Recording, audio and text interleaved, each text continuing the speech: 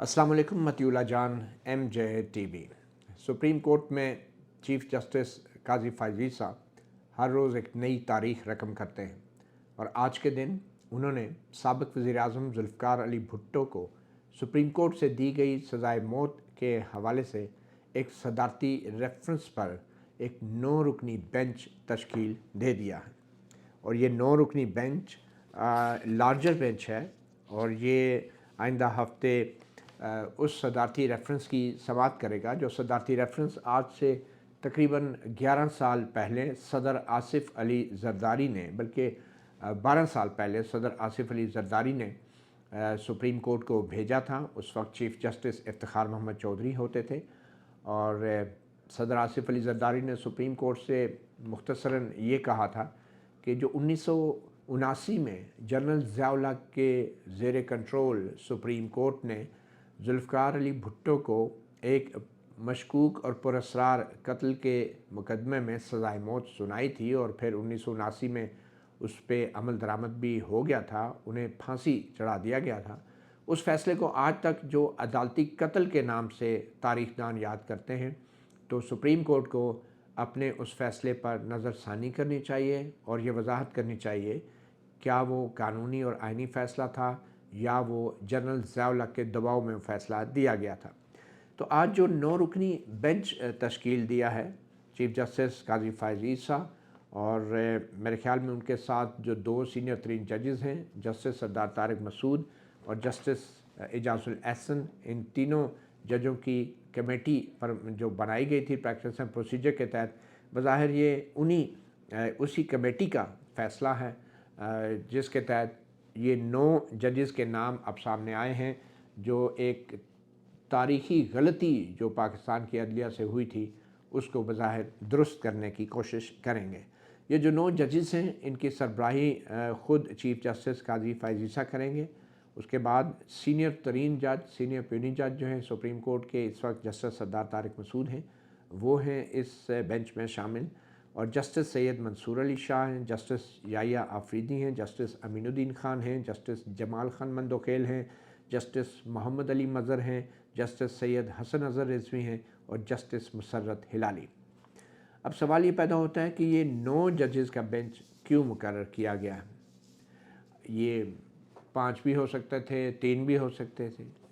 बज़ाहिर ये 9 जजेस का बेंच इसलिए मुकर्रर किया गया है कि सुप्रीम कोर्ट ने जो 1979 में ज़ुल्फ़िकार अली भुट्टो को फांसी की सज़ा सुनाई थी, उसके भी इब्तदाई तौर पे 9 जजेस थे। वो 9 जजेस थे, मगर उनमें से एक जज बाद में रिटायर हो गए और एक और जज, मुअज़्ज़ज़ जज जो थे वो बीमार हो गए थे, तो पीछे रह गए 7। तो 7 में 4-3 की अक्सरियत से ज़ुल्फ़िकार अली भुट्टो को फांसी की सज़ा सुनाई गई थी। तो ये जो 9 जजेस हैं इनकी जो कंपोजिशन है, जो इनकी तरतीब है, उसका क्या फ़ार्मूला है, किस बुनियाद पे इन जजों को इस बेंच पे शामिल किया गया है। सबसे पहले बज़ाहिर ये लगता है कि सुप्रीम कोर्ट के चीफ जस्टिस काजी फ़ायज़ ईसा ने इस बात को यकीनी बनाया है कि ये जो 9 जजेस हैं जो पाकिस्तान के अदलिया की एक तारीख़ी गलती को दुरुस्त करने जा रहे हैं, इन 9 के 9 जजेस जो हैं ये चारों सूबों की यानी वफाक की नुमाइंदगी करें। तो उस हिसाब से इस वक्त इस 9 रुकनी बेंच में पंजाब जो सबसे बड़ा सूबा है उसके 3 जजेस हैं, 2 बलूचिस्तान से हैं, 2 सिंध से हैं और 2 खैबर पख्तूनख्वा से हैं। तो एक किस्म के चारों सूबों की एक मुतनासिब नुमाइंदगी है। और ये इसलिए भी ज़रूरी था कि जब 1979 में ज़ुल्फ़िकार अली भुट्टो को फांसी दी गई तो उस वक्त भी ये इल्ज़ाम लगा था कि जो जिन 4 जजों ने ज़ुल्फ़िकार अली भुट्टो की फांसी के हक़ में फ़ैसला दिया था, वो चारों के चारों का ताल्लुक़ पंजाब से था। ये बड़ी ही एक अफसोसनाक तारीख़ी हकीकत है कि 4 जजों ने, जिन्होंने 1979 में ज़ुल्फ़िकार अली भुट्टो को सुप्रीम कोर्ट में जिन्होंने फांसी की सज़ा सुनाई थी या बरकरार रखी थी, वो चारों के चारों पंजाब से उनका ताल्लुक़ था।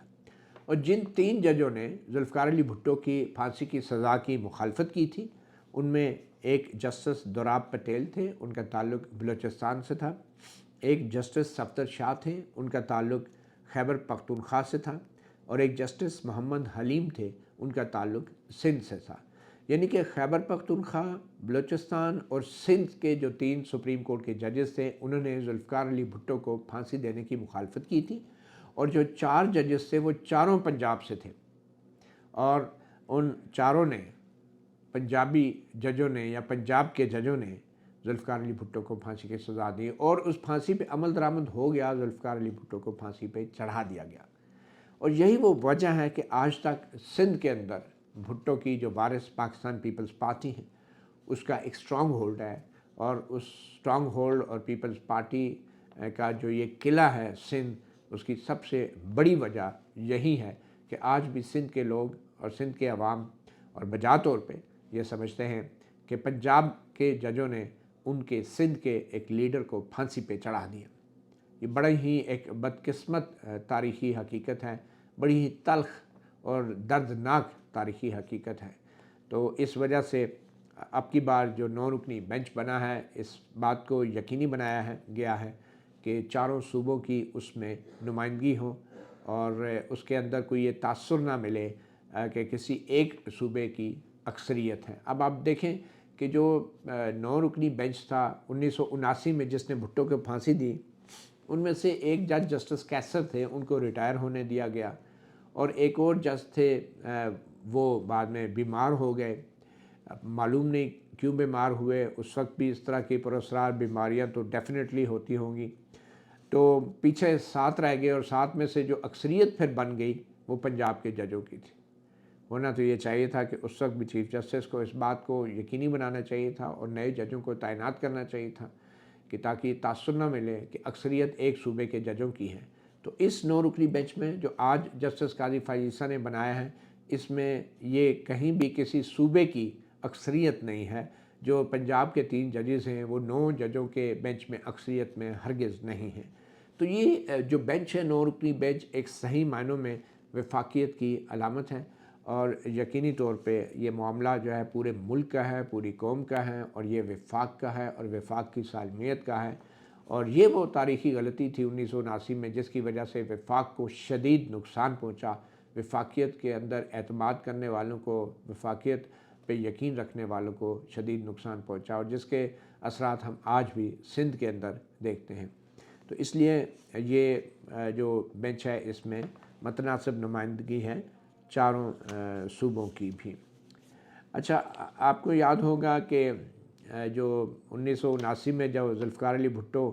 के लिए जो ट्रायल कोर्ट बनी थी, वो भी लाहौर में उसका ट्रायल हुआ था। ये एक और बड़ी ही तल्ख़ एक हकीकत है कि लाहौर हाई कोर्ट को ट्रायल कोर्ट का दर्जा दे दिया गया था। एक तो बदकिस्मती की बात है कि जो कत्ल का वाक़या था वो भी लाहौर में, पंजाब में हुआ था, तो ऑब्वियसली कानूनी तौर पे पंजाब के अंदर ही या लाहौर में ही उनका ट्रायल हो सकता था। मगर जुल्फ़िकार अली भुट्टो के लिए किसी ट्रायल कोर्ट में नहीं ट्रायल किया गया, बल्कि हाई कोर्ट में किया गया। अगर ट्रायल कोर्ट में होता तो फिर एक अपील का फोरम रहता, हाई कोर्ट में अपील होती, और फिर उसमें ये होता कि ट्रायल कोर्ट में जब हक़ाइक़ सामने आते तो फिर लोगों का एक जहन बन जाता, और फिर हाई कोर्ट के ऊपर बड़ा प्रेशर होता। तो इसलिए जनरल ज़ियाउल हक़ ने पहले ही उसको हाई कोर्ट के जजों पर मुश्तमिल जो है कि जो है वो ट्रायल कोर्ट बना दी थी, और जिसने ट्रायल कोर्ट ने फिर जो है जुल्फ़िकार अली भुट्टो को सज़ाए मौत सुना दी। तो अब ये जो 9 रुकनी बेंच है ये करेगा क्या? बुनियादी तौर पे आपको हम पहले भी MJ TV पे बता चुके हैं कि इसमें बड़ी तादाद में जो कुछ अमाइकस क्यूराई भी मुकर्रर किए थे सुप्रीम कोर्ट ने, और उन अमाइकस क्यूराई में से भी 4-5 वकला जो है वो अब इस दुनिया में नहीं रहे, और उनके सामने जो 5 सवाल थे वो 5 सवाल यही थे जो सदर आसिफ अली जरदारी ने अपने उस रेफरेंस में लिख के भेजे थे, और वो जो 5 सवाल थे उनका जवाब अब ये 9 रुकनी बेंच तलाश करने की कोशिश करेगा। और सवाल ये पैदा होता है कि ये बेंच करेगा क्या? अगर वो एक 1979 में एक 9 बेंचेस में से 7 जजेस रह गए और 7 जजों ने जुल्फ़िकार अली भुट्टो को سزائے موت دی تھی۔ تو یہ ضروری ہے کہ اب جو بینچ بن رہا ہے کم از کم وہ 9 کا ہو، تاکہ جو ماضی کے سپریم کورٹ کے کوئی بھی فیصلے ہیں جب وہ ایک بینچ کرتا ہے تو اگر ان فیصلوں پہ نظر ثانی کرنی ہوتی ہے یا اس کو ریوزٹ کرنا ہوتا ہے تو اس پہ پھر لارجر بینچ بنانا پڑتا ہے، تاکہ جو سپریم کورٹ کے لارجر بینچ کا فیصلہ ہوتا ہے وہ سپریم کورٹ کے کم تعداد کے ججوں کے بینچ کے فیصلے پر حاوی ہوتا ہے۔ تو اصولی طور پہ 7 ججوں کی وہ سزائے موت تھی، تو اس کو اگر ریویو کرنا ہے تو پھر 9 ججوں نہیں کرنا ہے، تو اس لیے یہ 9 رکنی بینچ بھی بنا ہے۔ تو کیا صرف اب ذوالفقار علی بھٹو کے سزائے موت کے اس فیصلے کو یہ 9 رکنی بینچ جو آج بنا ہے، کیا یہ صرف ایک عدالتی قتل قرار دے کے بات ختم ہو جائے گی؟ میرے خیال میں یہ صرف عدالتی قتل قرار دے کے بعد ختم ہونے والا معاملہ نہیں ہے۔ یہ ایک تاریخی موقع ہے سپریم کورٹ کے پاس بھی اور سپریم کورٹ کے 9 معزز ججز کے پاس بھی، کہ جو غلطی بھٹو کے ساتھ عدلیہ نے کی یا بھٹو کے ساتھ جو زیادتی کی اور اس کا خمیازہ پوری قوم آج تک بھگت رہی ہے، اسٹیبلشمنٹ اور اس کے بعد پھر جس طرح جنرل ضیاء الحق نے اس ملک پہ حکمرانی کی، پھر جنرل مشرف آئے اور پھر جنرل مشرف کے جانے کے بعد بدروحیں جنرل مشرف کی جو ہے وہ جنرل راحیل شریف اور جنرل باجوہ کی شکل میں اور جنرل پاشا اور جنرل ظہیر الاسلام اور جنرل فیض حمید کی شکل میں، یہ جو بدروحیں تھیں جنرل ضیاء الحق کی اور جنرل مشرف کی، ان کا ہمیں سامنا کرنا پڑا۔ اس کی بڑی وجہ یہ تھی کہ جو ذوالفقار علی بھٹو کے ساتھ ہوا، اس کے بعد 1988 میں جب بے نظیر بھٹو کی حکومت آئی یا بعد میں بھی جو سپریم کورٹ کے ججز آئے، انہوں نے آج تک اپنی اس غلطی کو درست کرنے کی کوشش نہیں کی تھی۔ تو اب ایک موقع ہے سپریم کورٹ کے پاس کہ یہ جو 9 رکنی بینچ ہے، یہ اب نہ صرف یہ کہ ذوالفقار علی بھٹو کو دی گئی پھانسی کو عدالتی قتل قرار دے، بلکہ وہ یہ بھی اپنے اس حکم نامے میں لکھے کہ جو بھی حکومتیں ہیں صوبائی یا وفاقی، وہ اپنے تعلیمی نصاب کے اندر اس کو عدالتی قتل کے طور پہ اس کا ذکر کیا جائے اور بتایا جائے کہ جو جنرل ضیاء الحق نے کس طریقے سے ذوالفقار علی بھٹو کی حکومت کا تختہ الٹا، آئین سے غداری کی۔ بلکہ صرف جنرل ضیاء نہیں، تھوڑا پیچھے جائیں، فیلڈ مارشل ایوب خان نے جس طرح حکومت کا تختہ الٹا اور مارشل لا لگایا، اور پھر اس کے بعد جنرل مشرف نے جو کچھ کیا، ان تمام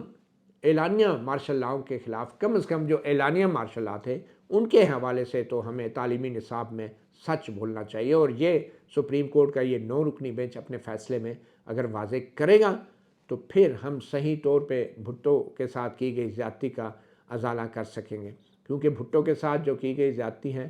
اس کو آج بھی سپریم کورٹ کے میوزیم میں یا ہمارے تاریخ کے سرکاری جتنے بھی عجائب گھر ہیں ان میں صرف یہ بتایا جاتا ہے کہ 1977 میں ذوالفقار علی بھٹو کی حکومت ختم کر دی گئی اور جنرل ضیاء الحق کی حکومت شروع ہو گئی۔ یہ نہیں بتایا جاتا کہ یہ جو حکومت ختم کی گئی یہ آئین سے سنگین غداری تھی، مارشل لا لگایا گیا جو پوری دنیا میں مہذب معاشروں میں نفرت کی نگاہ سے دیکھا جاتا ہے۔ یہ نہیں تعلیمی نصاب میں بچوں کو پڑھایا جاتا۔ تو پہلی بات تو یہ ہے کہ اس تاریخی غلطی کو درست کرنا کافی نہیں، بلکہ اس کا اعتراف پاکستان کے تعلیمی اداروں کے نصاب میں بھی باقاعدگی سے ہونا چاہیے۔